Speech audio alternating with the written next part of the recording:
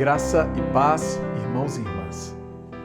O nosso texto de hoje é Romanos 11, de 1 a 24, e estamos refletindo sobre o Evangelho da Redenção. Entre os capítulos 9 e 11, Paulo trata da relação que existe entre o Evangelho e o povo de Israel. O seu objetivo é que os judeus creiam em Jesus, o Messias prometido e esperado, e passem a fazer parte do verdadeiro povo de Deus, a Igreja, que é formada tanto por judeus quanto por gentios. Considerando tudo isso, eu gostaria de propor que, conforme o Evangelho, Jesus Cristo é a nossa única esperança de salvação.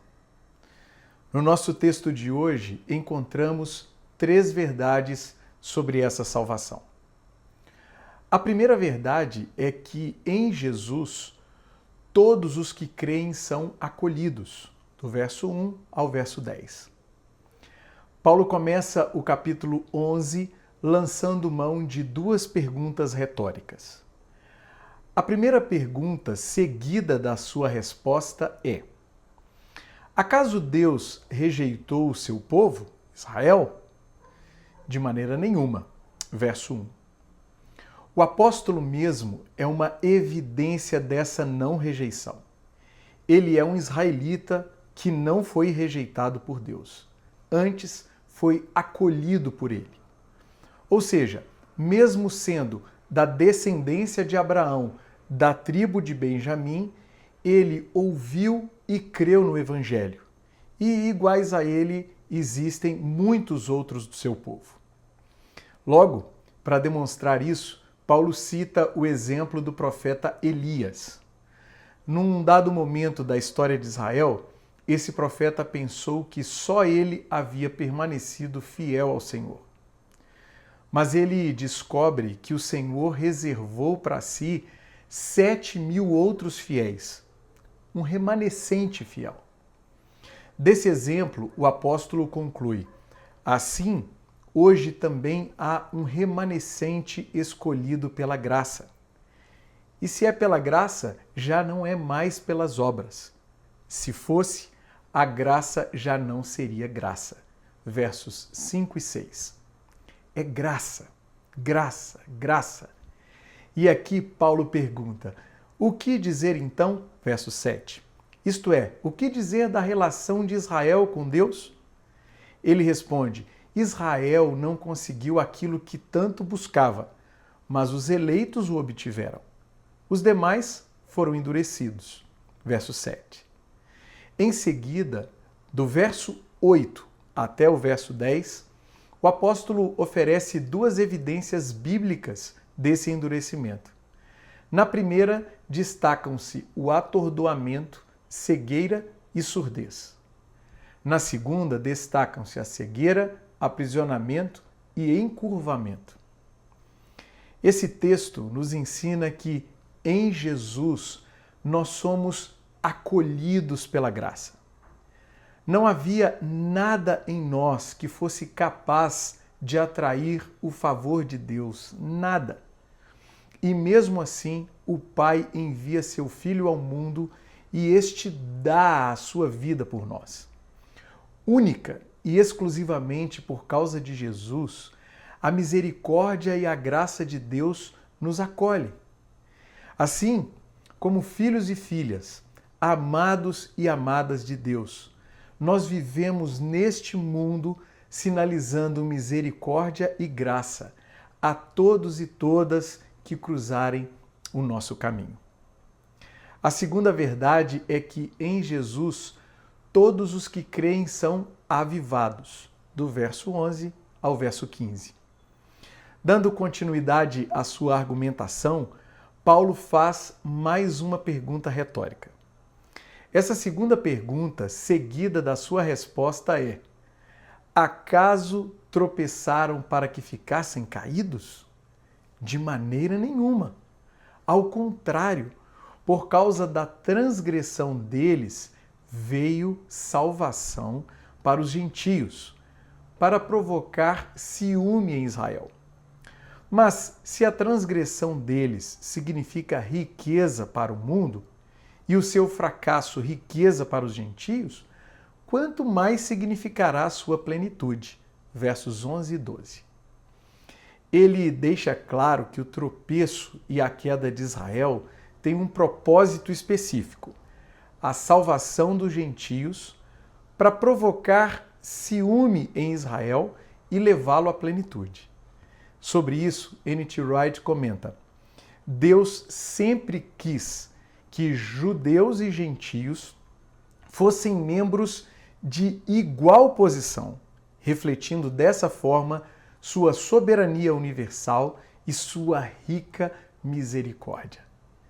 Segundo o apóstolo, seu ministério também tem esse mesmo propósito, a salvação dos gentios para provocar ciúme em Israel e levar alguns deles à salvação. Assim sendo, se a rejeição deles implica a reconciliação do mundo, sua aceitação será vida dentre os mortos. Isso implica que uma eventual conversão dos israelitas endurecidos deverá ser celebrada por todos os crentes, como se celebra a ressurreição de um morto, com uma grande festa.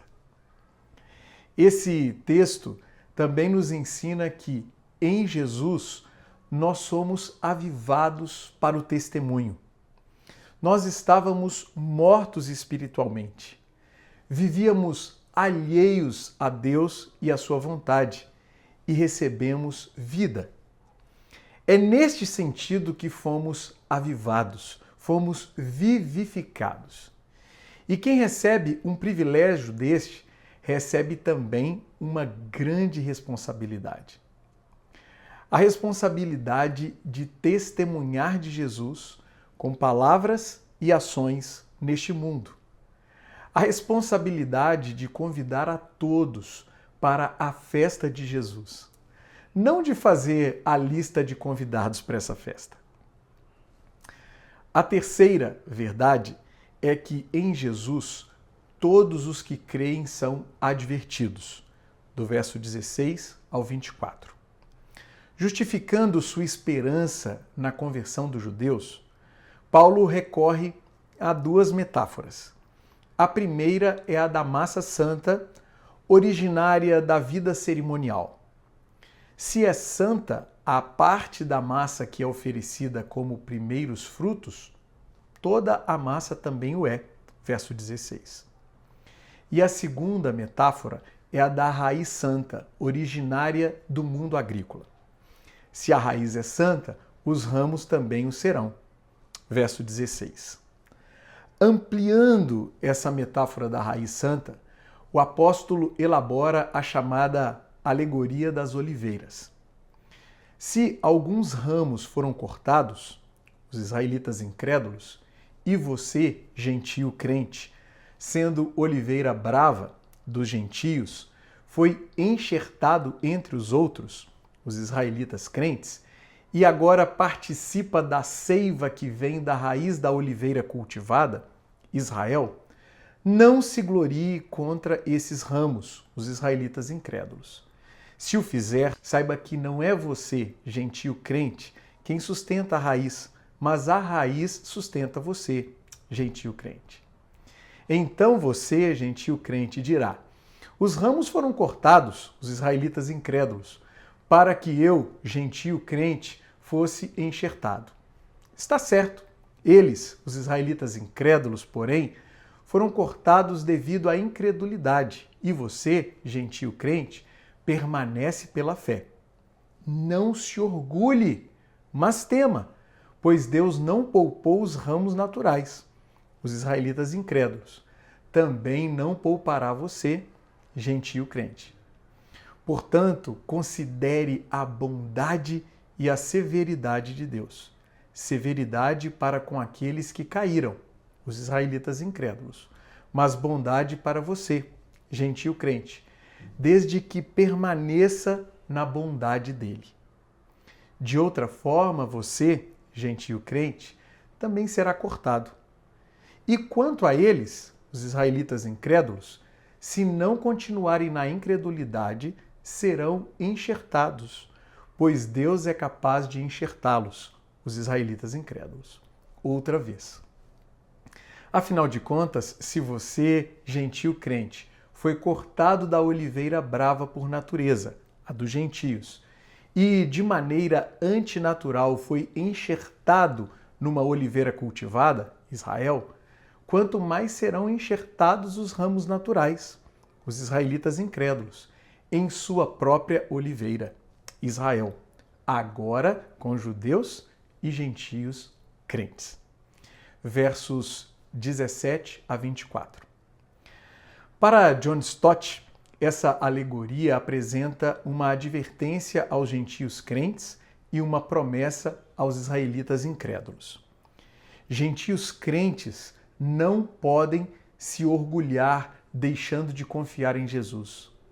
Israelitas incrédulos podem se humilhar confiando em Jesus, o Messias. E confiando em Jesus, ambos podem ser acolhidos no amor de Deus. Por fim, esse texto ainda nos ensina que, em Jesus, nós somos advertidos à humildade. Sem dúvida alguma, esta é uma das principais virtudes de um genuíno discípulo de Jesus. Se gente como eu e você foi acolhida na família de Deus, qualquer tipo de gente pode ser. Nós não somos melhores nem piores do que ninguém. Nós somos todos carentes da graça. Então, nós não olhamos ninguém de cima para baixo e nem de baixo para cima. Nós olhamos a todos nos olhos, sem hipocrisia, e refletimos o amor de Jesus. Portanto, irmãos e irmãs, só há um lugar para estarmos: em Jesus. Isso é a nossa salvação.